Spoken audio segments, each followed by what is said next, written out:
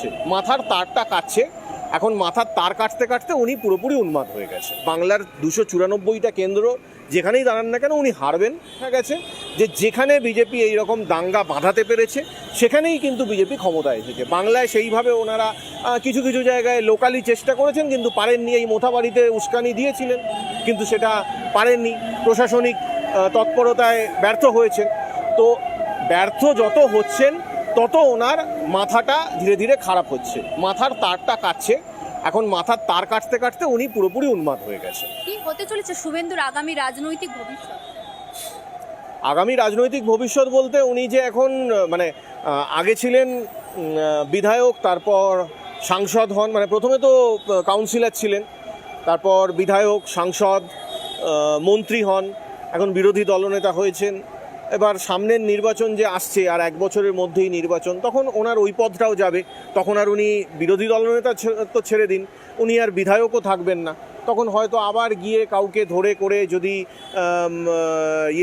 কোনো একটা কাউন্সিলর ইলেকশনের টিকিট পাওয়া যায়, হয়তো তখন দেখা যাবে যে হয়তো ওই সুকান্তবাবু বা দিলীপবাবু এদেরকে গিয়ে হাতে পায়ে ধরছেন যে একটা কাউন্সিলর ইলেকশনের টিকিট যাতে দেওয়া হয়। কারণ এখন উনি বিরোধী দলনেতা আছেন বলেই বিজেপির মধ্যে ওনার বলবোলা ওটা চলছে। যেদিন সেইটা থাকবে না তখন এই রকম, মানে দেখুন, যে নিজের লোকের সঙ্গে গদ্দারি করতে পারে তাকে বিজেপিরও কেউ বিশ্বাস করে না। বিশ্বাস করুন, যারা পুরানো বিজেপি রয়েছে, যারা দীর্ঘদিন ধরে আরএসএস করে বা দীর্ঘদিন ধরে সেই তপন শিকদার বা জলু মুখার্জি এদের সময় থেকে বিজেপি যারা করছে, সুকুমার ব্যানার্জিদের সময় থেকে যারা বিজেপি করছে, তারা কেউই এই শুভেন্দু অধিকারীদের মতো ভুইফোড়দেরকে বিশ্বাস করে না। আর যে নিজে, মানে যে দল তাকে রাজনৈতিকভাবে জন্ম দিয়েছে, আগে কংগ্রেস করতেন, সেই কংগ্রেসে উনি মানে পাতে দেওয়ার মতো কোনো পর্যায়ে ছিলেন না। ওনার বাবাকে তো কংগ্রেস থেকে বরখাস্তই করা হয়েছিল, সাসপেন্ডেড ছিলেন। তো সেই জায়গা থেকে তৃণমূল কংগ্রেসে এসে উনি বিধায়ক হন।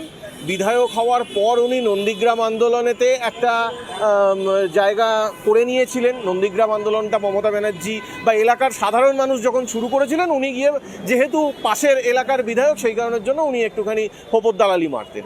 তো সেইটা করে নিজেকে নন্দীগ্রামের হিরো বলে একটা এস্টাবলিশ করার চেষ্টা আজও করে যাচ্ছেন, উনি আজও করছেন। তো সেই জায়গাটা উনি একটা বিধায়ক হতে পেরেছিলেন। তারপর মমতা ব্যানার্জি, সে তো বোঝাই যাচ্ছে যে উনি নন্দীগ্রামের হিরো হয়ে থাকতে পারবেন না বলেই উনি তো এখন এই ভুল বকতে শুরু করেছেন। এখন ভবানীপুরে দাঁড়াবেন নাকি আর কোন পুরে গিয়ে দাঁড়াবেন সেই সব প্ল্যান করছেন উনি। তার মানেটা কি, যে উনি বুঝতেই পাচ্ছেন যে নন্দীগ্রামে ওনার পক্ষে জেতা সম্ভব নয়।